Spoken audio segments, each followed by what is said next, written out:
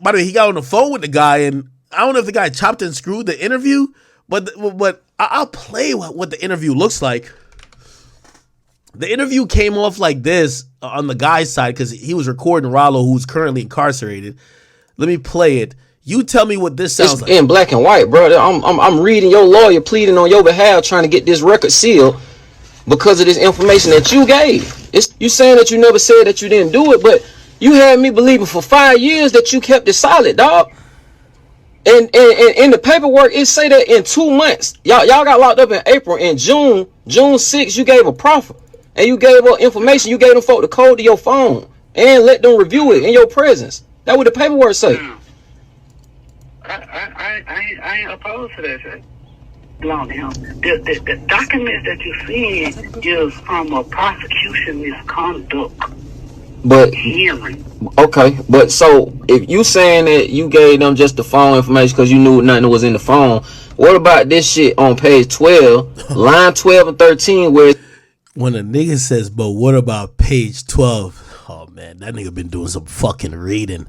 Let me tell you this, man. You drop a fucking book in front of niggas, they will never read more than 5 lines.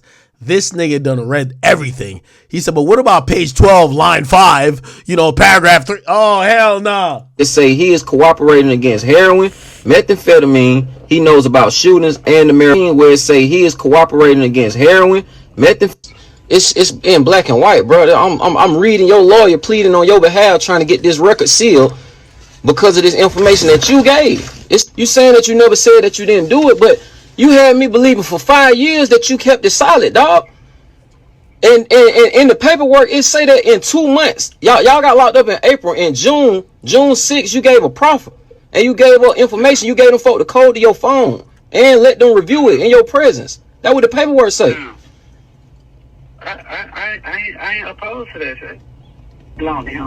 The documents that you're seeing is from a prosecution misconduct hearing.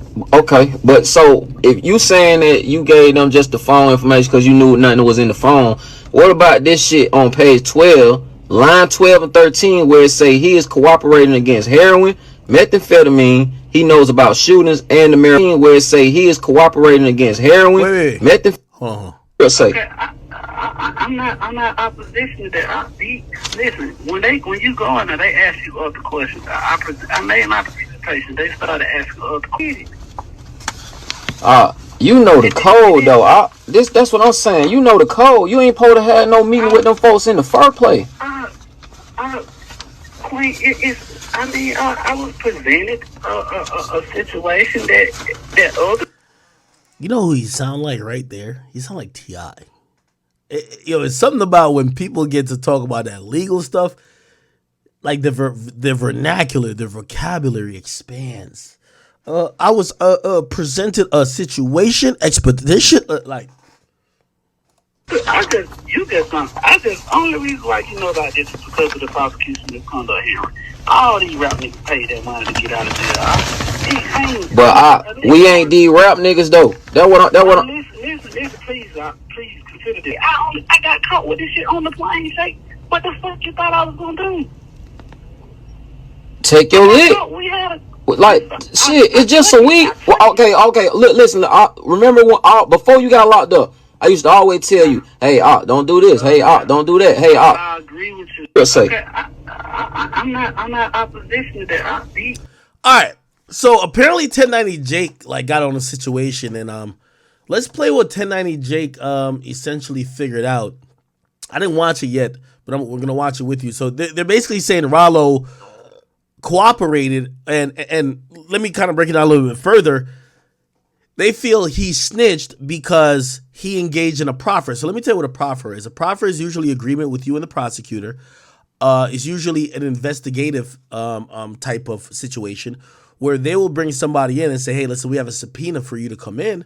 However, that don't mean either we're charging you, or sometimes you might be charged already, but if it's a proffer session, they might be like, hey, listen, we're trying to find out information about some other shit. If you tell us this information, and this is usually the agreement, anything you tell us won't be used against you. So we're trying to find out information, or we're trying to I don't know, get some information that we think you have. If you tell us, we're not going to prosecute you with it. Now, here's the thing. The information you give can be used to prosecute others. So that's why there's a snitch kind of like, cloud hovering over it, because you give some information, that information could help them crack whatever case they have, right? Let's play it. It on no goddamn man on this earth, dog. I was presented this situation where a person goddamn was willing to goddamn take some money to take a charge for me, and goddamn I wanted to go that route. And the only thing I have admitted to was trying to trick the feds and manipulate the feds. It's just how the game go, bro. You don't let the big dog go down. You take the fall for the man can stay out and eat, bro. 97 months. The federal sentence of Terrell Davis, who's more commonly known as the Atlanta rapper Ralo. Incarcerated since 2018 for his role in trafficking marijuana across the country, this was the trap star who purchased an entire apartment complex in the hood, turning it into a fortified base where those under his command lived rent-free and protected the property with high caliber firepower. Holy. Instagram posts with Floyd Mayweather amounts of cash and a caption that would later be used against him in court would highlight the luxury lifestyle of one of Atlanta's most infamous and carefree drug dealers. Even with being sentenced to federal prison, Ralo just recently released an album from behind bars that was entirely recorded in prison, entitled 97 Months. But only days after its release, one of Ralo's ex-associates lit a match that started a fire in the house of hip-hop. John Doe, who can be seen in multiple pictures with Ralo and supporting him during his legal trouble, took to Instagram with a surprising caption reading, "These days, they will give a rat a pass long as he rich." Way too many rat sympathizers out here eating for clout or opportunity. Don't ask me why I ain't post that rat new mixtape. I don't support rats. I don't give a fuck who you are or what you got. If you broke the code, you not my type of guy. I'm about to draw the line in the sand and force y'all rat lovers to pick a side. The strong accusation would soon be followed by a post to an Instagram account named News Made It, with 2 pages of paperwork alleging Ralo's lawyer attempted to seal documents in the case to keep the public from knowing Ralo cooperated. Ralo would respond to the accusations with a long caption saying, "When there's no loophole in a case, you gotta make a loophole." He'd swear he never cooperated and not one person can say they're in jail because of him, and that his plug, his alleged shooter, and another man the government questioned were all dead. Ralo's response would lead many to assume he must have told on the dead men he was referring to. Following up with a second post, Ralo would go on to say, he never snitched or gave up any of his plugs. He got more time than anyone in his case, and he's still locked up while everyone else is out. Now, I reached out to John Doe, and while he hasn't released 167 pages, he sent me some stuff y'all have never even seen. And come to find out, he had reached out to me weeks before any of this was even exposed. Back in early April, John Doe had apparently sent me a message offering Ralo's paperwork for an undisclosed amount of money. Either ignoring it or not seeing the message, he'd send it to me again after I reached out and explained he initially didn't expose the paperwork because he was trying to sell it, so Ralo's co-defendants who actually exposed it could make a profit. According to the paperwork, back in 2018, not long after Ralo was taken into federal custody, he'd agreed to cooperate in the case. But an investigation into Ralo's own lawyer would turn into a 2-year delay in Ralo's cooperation. The paperwork that's recently hit the internet isn't actually from Ralo's cooperation, but court transcripts from 2020. On the bottom of page 3, Ralo's lawyer would introduce himself as Brian Steele and insist to the judge that this be a closed hearing under seal. By the way, Brian Steele is Young Thug's attorney. I just want to point it out for you, Young Thug Brian Steele. So this guy, I told you, he's the number one attorney in the whole Atlanta area. So everybody gets him. The number 2 to him is who Gunna got, which is Sado. Let me just type that in. Yeah, Gunna got this guy, which his name is Steve Sado. Okay, so these are the people. These are the top 2 lawyers in Atlanta. You're gonna see them a lot. I know a couple top lawyers that deal with usually rappers from New York, but in Atlanta, you're always gonna. By the way, you know, and I know some of y'all might not care about this. Do you know what this means, right? Imagine you're this guy. You're Brian Steele. This trial for Young Thug, you got to bill at least $10 million. He's going to make $10 million off Thug. You're a celebrity lawyer. You're a celebrity defender. You have mad cases you've beaten. He's got bank. So this guy right here, you're going to hear his name a lot when we talk about Atlanta rappers. And by the way, unfortunately, a lot of Atlanta rappers are under fire. And they all try to get the best lawyer. Guess who the best lawyer is? This guy. You're always going to hear about him. Brian Steele. Let's get back to the video. Sorry. He continued on page 4 by saying there are so many items that are going to come out that affect Ralo and affect another person in the bar community, referring to Ralo's previous lawyer. On page 5, Ralo's current lawyer would say he understands that eventually the public has to know because the report and sentencing recommendation will be public. The prosecutor would oppose the motion to seal, and the judge would clear out the courtroom aside from Ralo, his defense, and the government. The prosecutor would continue, saying this case and situation does not involve any of the things that would require the hearing to be closed off to the public. He'd state the issue was about a proffer that occurred at which Ralo provided information to the government. The prosecutor then said it's his belief that Ralo and his lawyer want the fact that he cooperated kept out of the public's knowledge. But that isn't the only issue. The second issue was Ralo's former lawyer, Ashutosh Joshi, was a target of the investigation himself and alleged to be the possible drug supplier. Ash Joshi is the same lawyer who represented Gucci Mane and his infamous. By the way, thank you, Beefy Bitcoin on YouTube. He says, yo, Ak, there ain't no one for Young Thug to snitch on. He's the top. He's John Gotti and all his or Sammy the Bull. Yeah, no, you're right. I never said that Young Thug was in a position to cooperate at all. I'm just talking about the lawyer. The lawyer, Young Thug has the best lawyer in town. I was only talking about as a meeting, because people know the definition of a proffer, which simply put is when a defendant agrees to provide information to the prosecutor.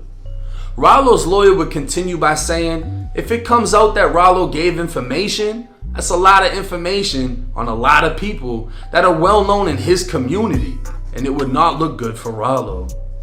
According to the paperwork, Ralo provided agents with his password to his cell phone during the proffer, in which the government was able to find tremendous amounts of inculpatory evidence. Crazy inculpatory evidence.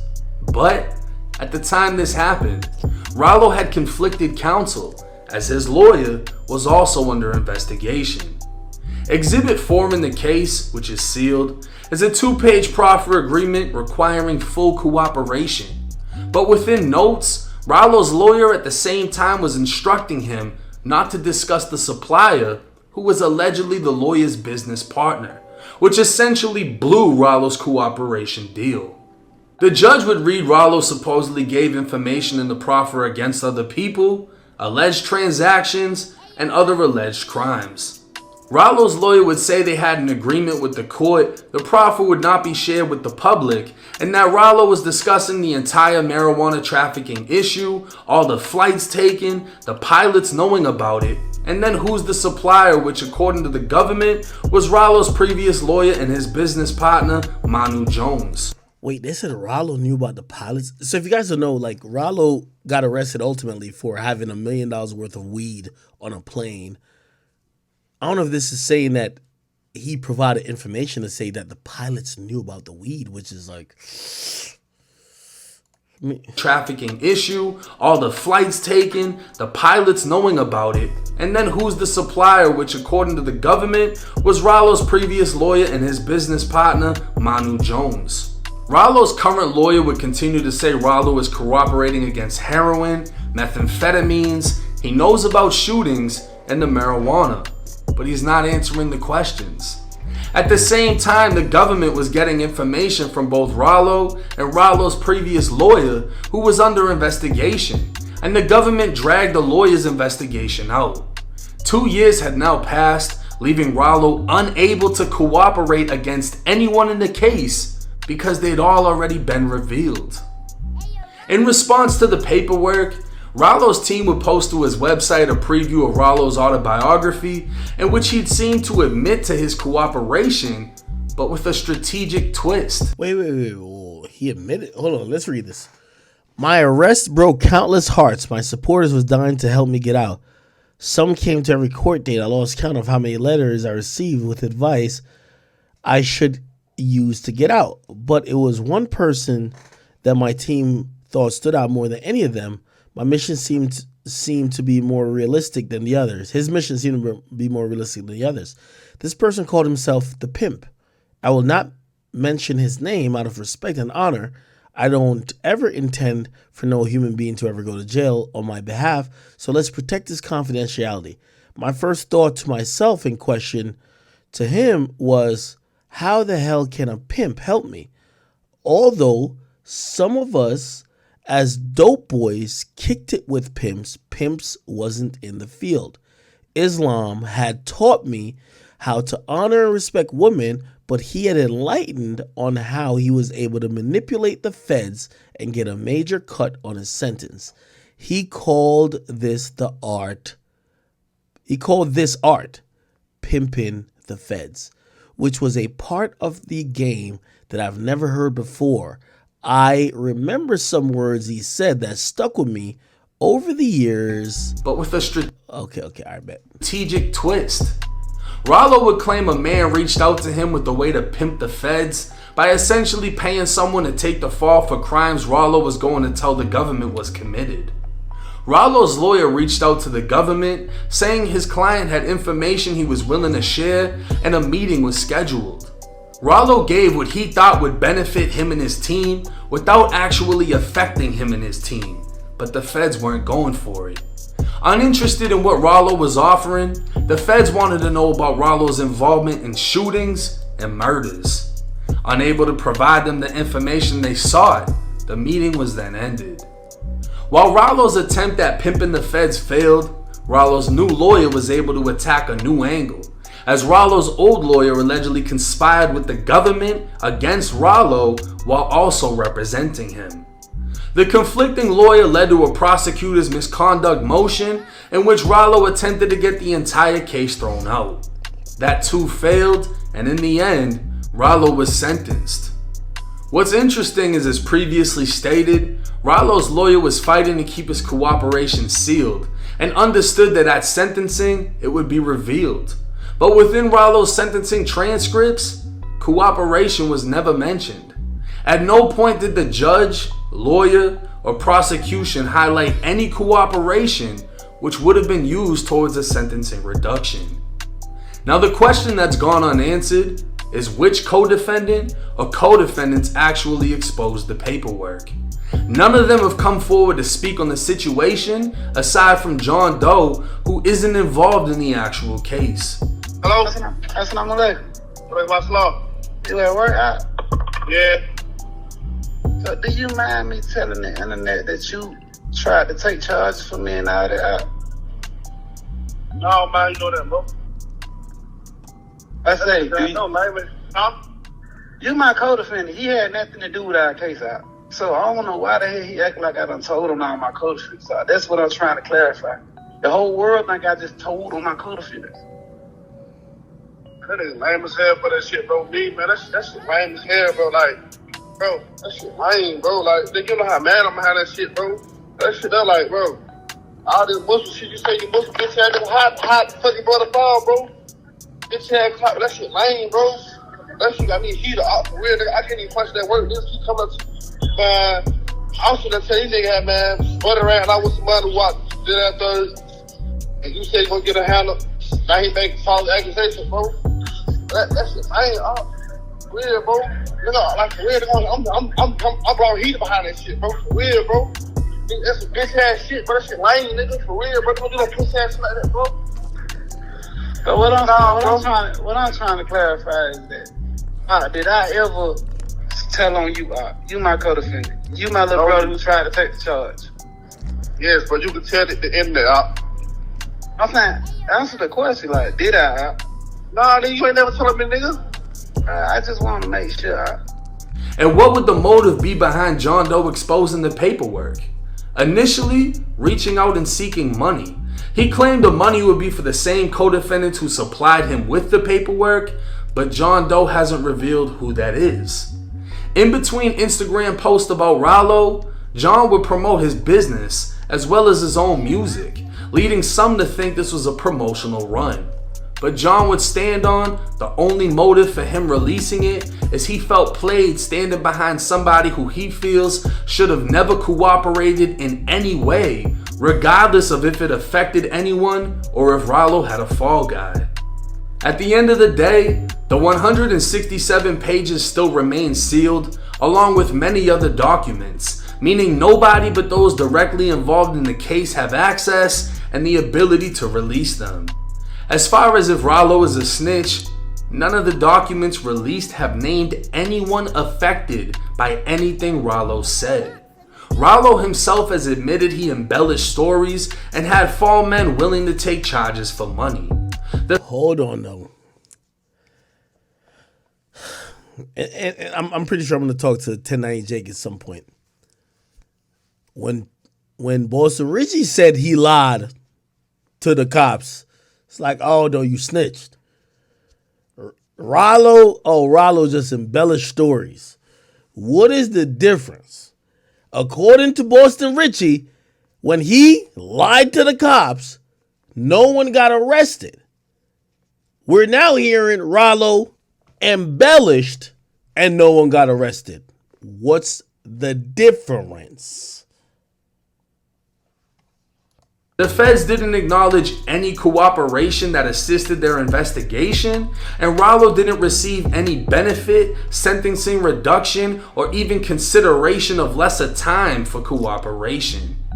In the end, it would appear Ralo attempted to lie to the feds and failed, resulting in a false cooperation that his lawyer tried to keep under wraps, knowing the effect it would have on his career if it got to the internet.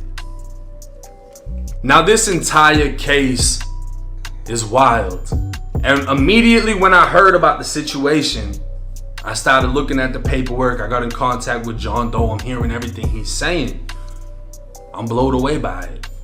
But at the same time, I questioned, why not release all 167 pages? Why just bit by bit it? And I mean, yeah, if I seen his message, because I don't remember seeing his message beforehand, but if I saw a message saying, yo, I got paperwork on somebody, give me some bread, I'm the one that finds the paperwork. I'm not paying you for paperwork, because I'm not going to stamp anything I can't find myself, because I'm going to go directly to the source. And I'm going to say right now, none of this paperwork is publicly available. None of you can get it. I can't get it.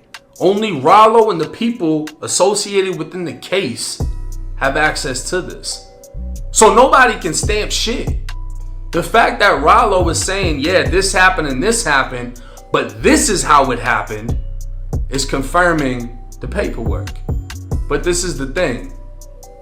John Doe recorded Ralo speaking, but edited out the parts he didn't want anyone to hear on what Ralo was saying. I commented on Ralo's picture on Instagram. I was able to get in contact, direct contact with him. So everybody on Instagram was commenting like, oh, white boy, mind your business, oh, da-da-da-da-da.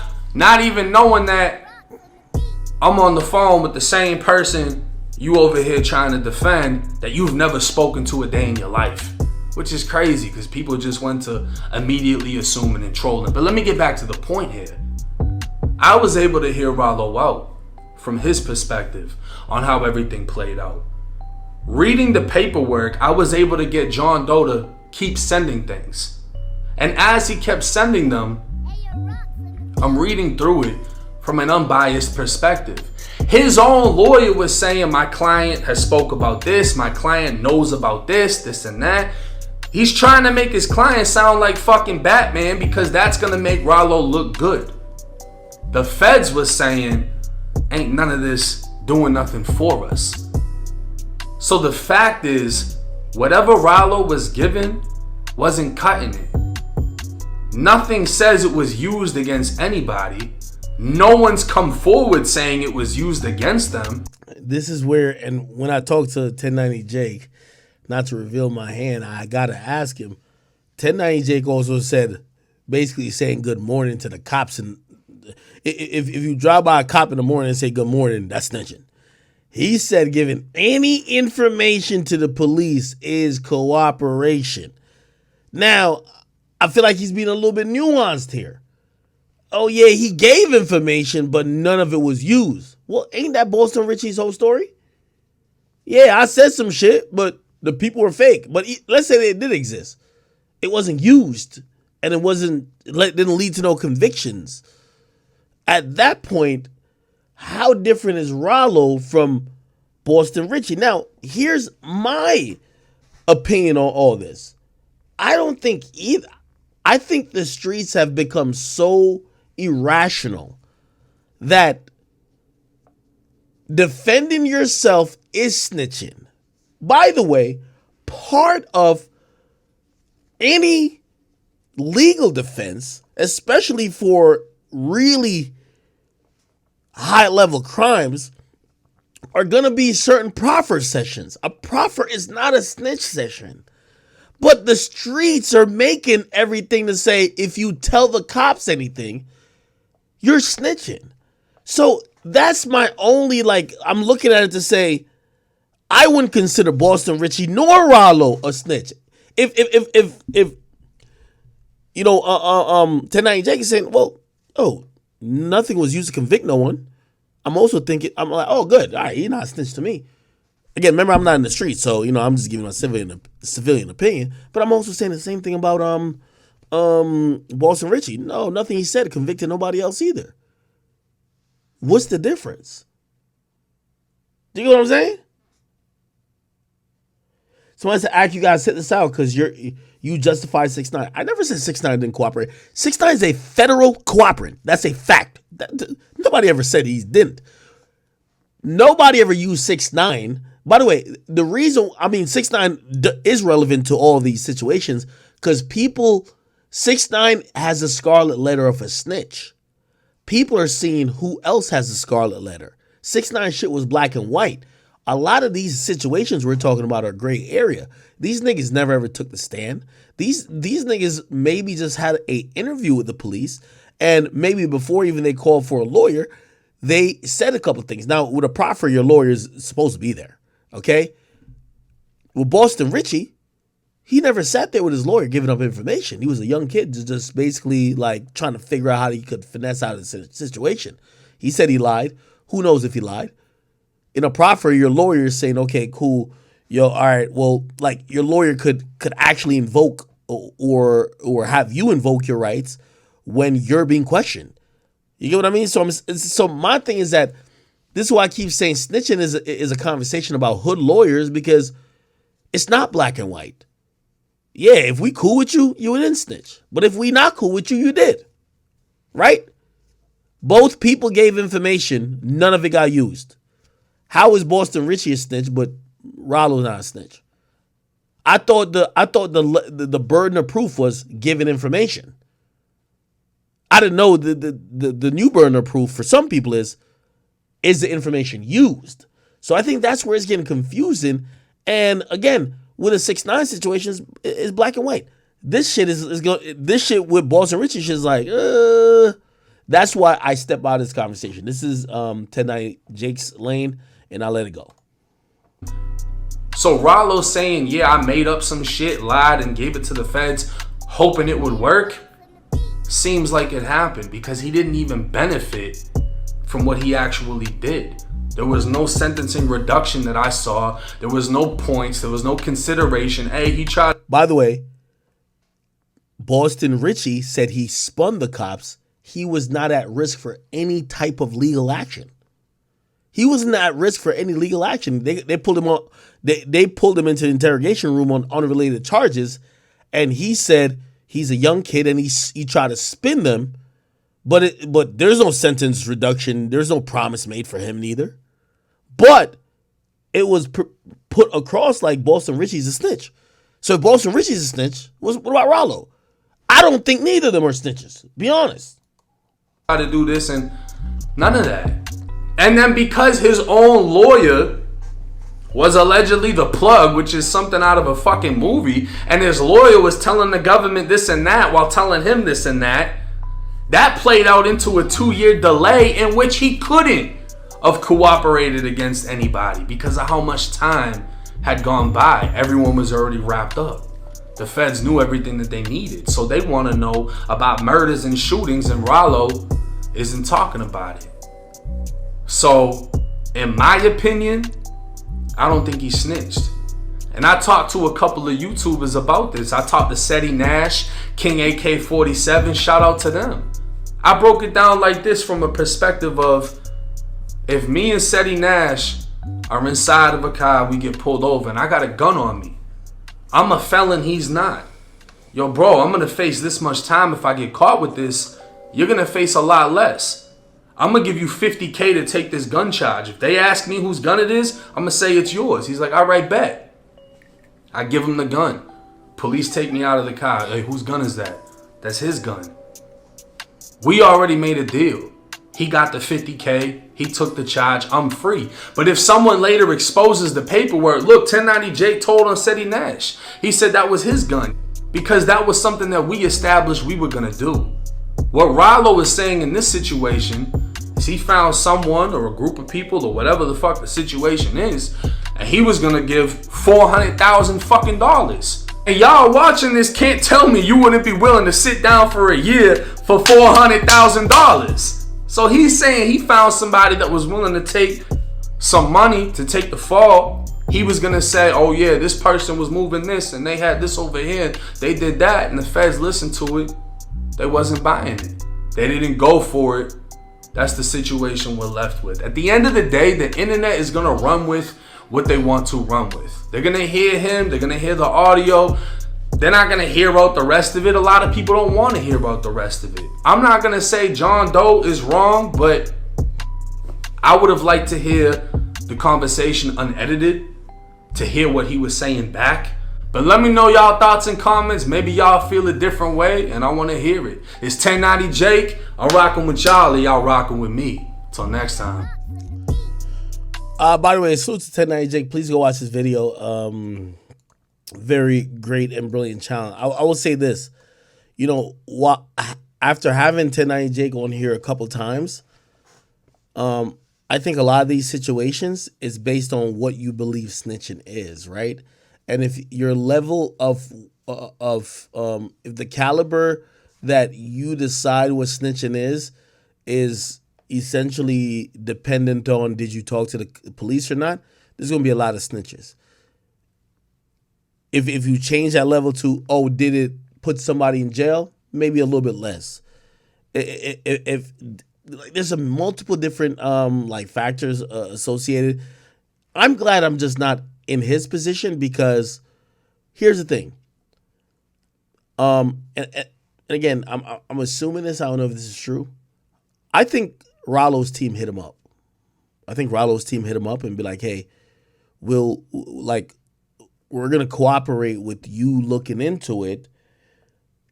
And you got to remember, he can't get all the full information right now. So he can't get he said it. Yo, I can't get all the documents I need to make an objective opinion because these people would have to get it. It's sealed. So you know how you influence that person? Hit them up like, yo, bro, they're lying on me. Let me talk to you. Let me explain it. I'm going to give you my side and I'm going to give you the info that I got, which all makes me look good. You can't get the objective info anyway. So let me just kind of make, so it's one of those things. And I think that's a tough spot to be in, but this is why this is kind of 1090 Jake's lane. You get what I mean? I'll leave it at that. All right. It's kind of cool. What else are we talking about, people? Northside Capo says, yo, 1090 just explained it. If you pay your man to take your charge, that's not snitching. You're just going to look funny in the paperwork.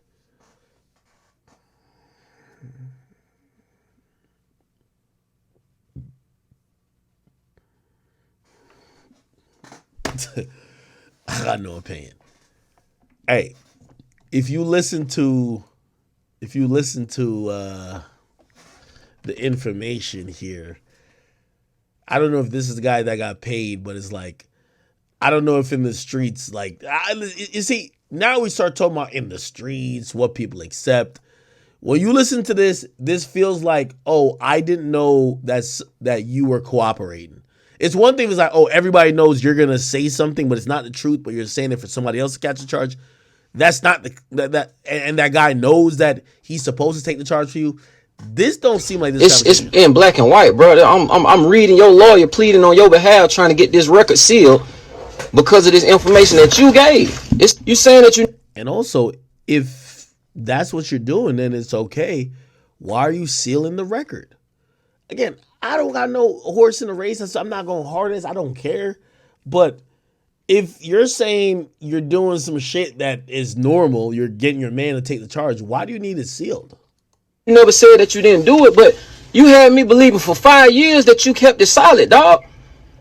And in the paperwork, it say that in 2 months, y'all got locked up in April. In June 6th, you gave a proffer.